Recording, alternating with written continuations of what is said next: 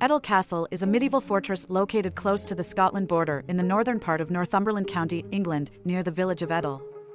The castle is part of the picturesque landscape of the Northumberland countryside and is easily accessible for those interested in exploring its historical significance. Its history is rich and varied, encompassing centuries of ownership, use, and even abandonment.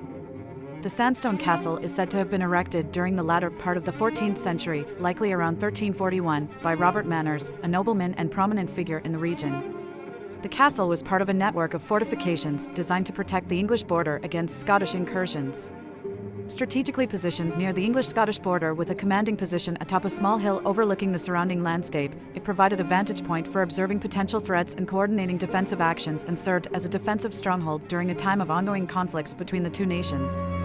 The castle also served as a residence and a symbol of power.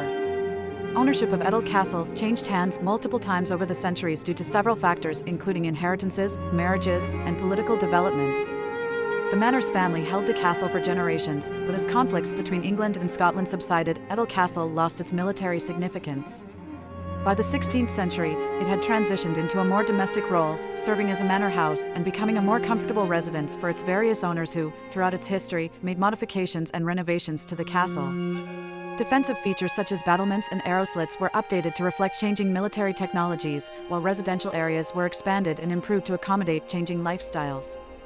However, as time went on, the castle's importance declined further. It eventually fell into disrepair and was abandoned by the 18th century. The castle's ruins lay largely forgotten until the 19th century, when renewed interest in historical preservation led to some efforts to stabilize and document the site. Archaeological investigations began in the 20th century, shedding light on the castle's layout, construction techniques, and historical context, despite some of the findings being labeled as inconclusive and anomalous.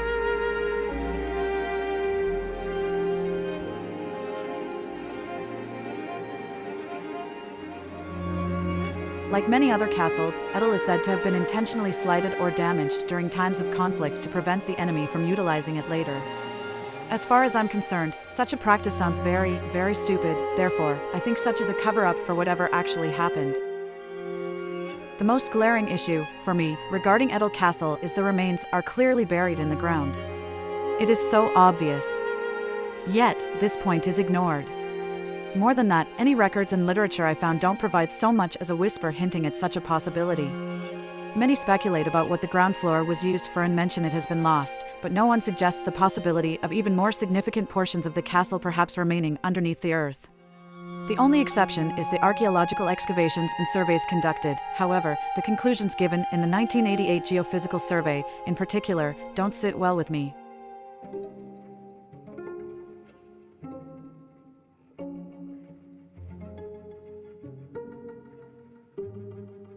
A geophysical survey was carried out at Etal Castle in Northumberland in an attempt to locate remains of a putative fourth tower suggested by the topography of the site.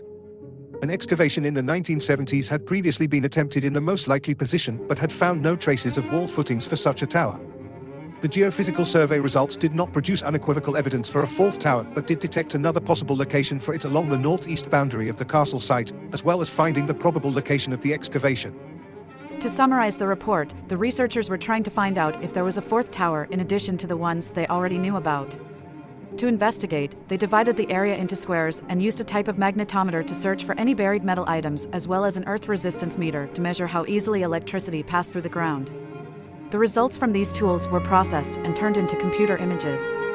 The one showing the magnetic anomalies revealed that some areas with high magnetic readings were found, suggesting metallic items might be buried there. In the other image, the resistivity results show they found some areas with high resistance, which could mean old walls or structures are, indeed, buried below. However, they also found some areas with low resistance, which, they say, might be places where the ground is wet or has different materials. They also did a more detailed survey of a part of the site where they thought the fourth tower might be. They hoped to find smaller details, but the results didn't show much new information. In the end, the researchers couldn't say for sure if there was a fourth tower at Etal Castle.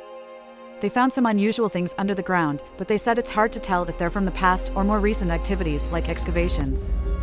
Yet, they did uncover interesting anomalies, including an old trackway, which could have some historical importance. But again, this just doesn't sit right with me. Looking at the images of the survey analysis, no one could deny that something is down there, but why do they say it might be the probable location of the excavation as if they don't know where the 1978 excavation took place? Because they certainly have those records.